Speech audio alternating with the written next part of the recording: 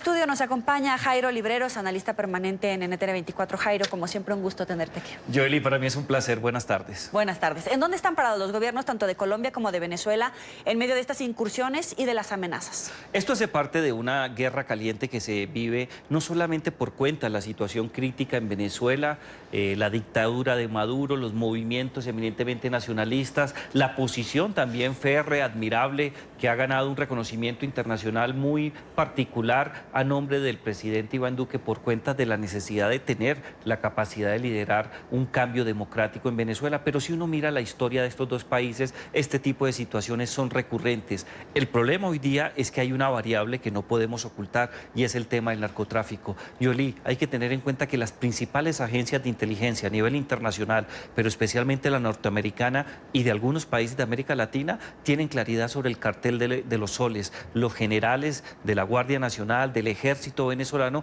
que están involucrados en temas de narcotráfico y de manera particular en brindar servicios de protección y de seguridad a diferentes grupos disidentes de la FARC y particularmente el ELN, que están involucrados en el tema narcotráfico, que generan un dinero muy importante para las arcas de los militares corruptos que son fieles a Nicolás Maduro, y este tipo de detenciones puede terminar en una situación crítica. De un lado, para Maduro, ante la necesidad de tener banderas nacionalistas que lo muestren como una persona con mayor nivel de legitimidad, o un error que se presente, el disparo que se presente en alguno de los dos bandos, bien sea de las fuerzas militares colombianas o de la Guardia o el Ejército venezolano. De hecho, el gobierno colombiano ha pedido prudencia.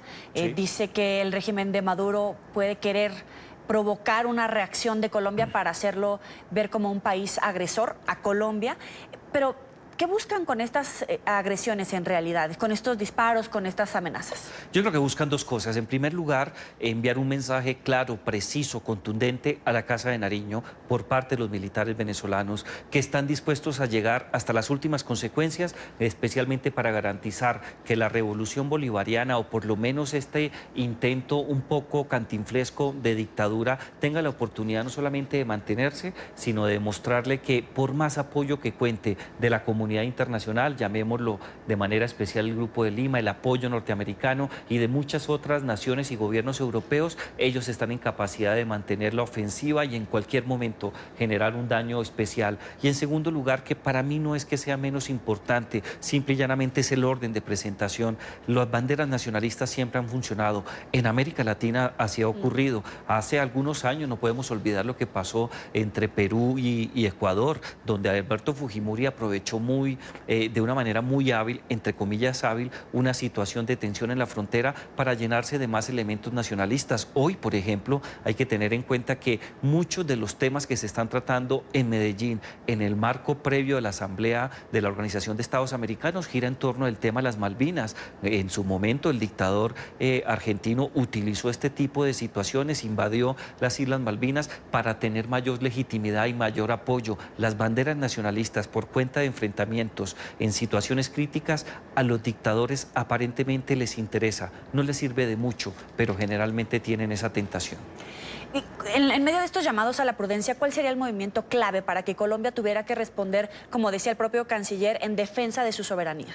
Yo creo que hay dos temas fundamentales: el acompañamiento diplomático, y en esa medida yo creo que los buenos oficios de Almagro como secretario de la OEA son particularmente determinantes, que exista conocimiento sobre los intereses perversos que tiene la dictadura de Venezuela, no solamente ya de hundir y destruir un país y llevarse a la población civil venezolana por encima, sino de manera particular de utilizar este tipo de enfrentamientos para generar una crisis de mayores consecuencias, aparentar que tiene el apoyo de Rusia, de China, de Irán, y llegar a una situación crítica. Y en segundo lugar, Joely, algo que es muy importante: la prudencia de las fuerzas militares colombianas. Las fuerzas militares colombianas han demostrado ser uno de los ejércitos más serios en los últimos años en América Latina, con un reconocimiento internacional, pero creo que en estos momentos se exige un mayor profesionalismo desde el punto de vista de no dejarse provocar por cuenta de este tipo de incursiones, donde las fuerzas militares respondan haciendo uso legítimo de la fuerza ante una incursión como la que estamos analizando hoy día, se puede prender una chispa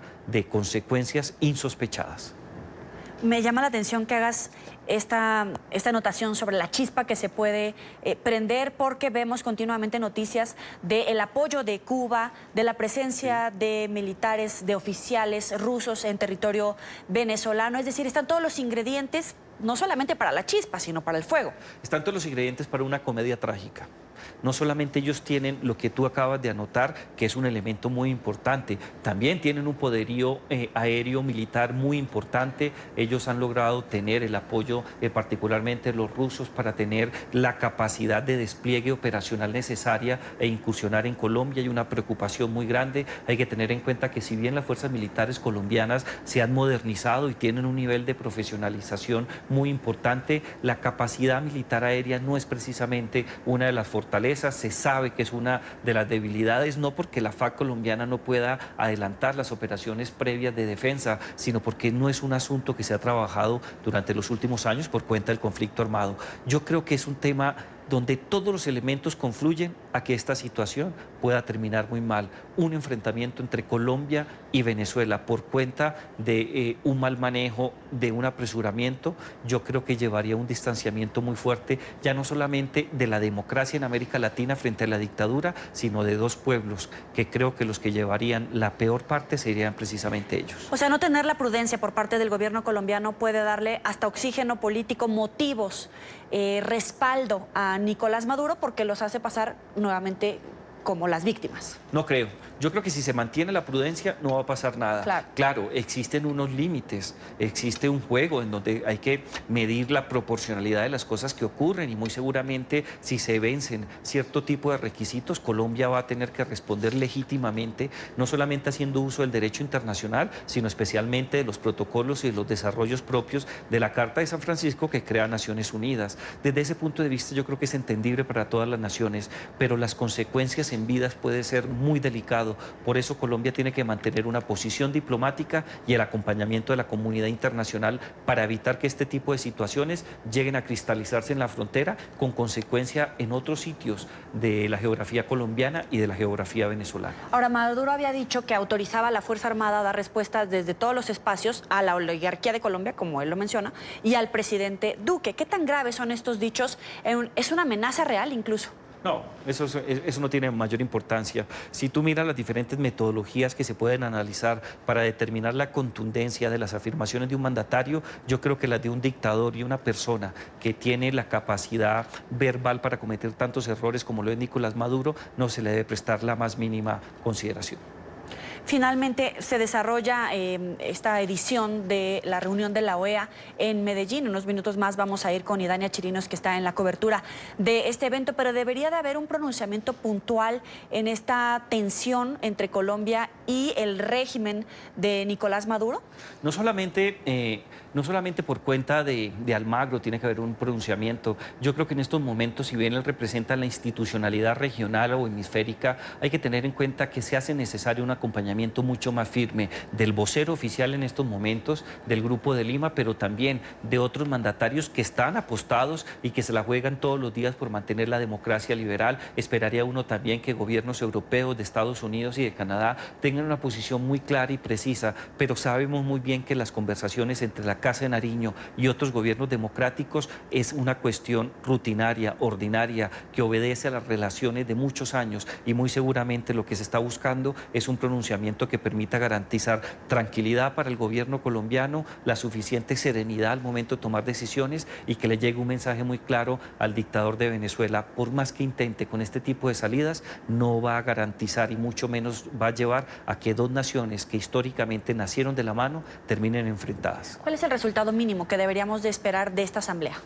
Yo creo que esperamos dos cosas que son muy importantes. La primera de ellas son posturas y medidas lo suficientemente garantistas pero contundentes para allanar el camino, para que Nicolás Maduro abandone el gobierno, pero también para que el señor Nicolás Ortega cese cualquier tipo de provocación en contra de su población, siguiendo los pasos del socialismo del siglo XXI. Daniel Ortega, en Nicaragua. Daniel Ortega en Nicaragua. Y en segundo lugar, yo creo que se requiere mayor solidaridad por parte de la comunidad latinoamericana frente al esfuerzo fiscal, humanitario y de asistencia técnica que en estos momentos la administración Duque da e interviene para garantizar mejores condiciones de vida a un número muy importante de venezolanos que lamentablemente huyen de la dictadura y encuentran un refugio especial en Colombia.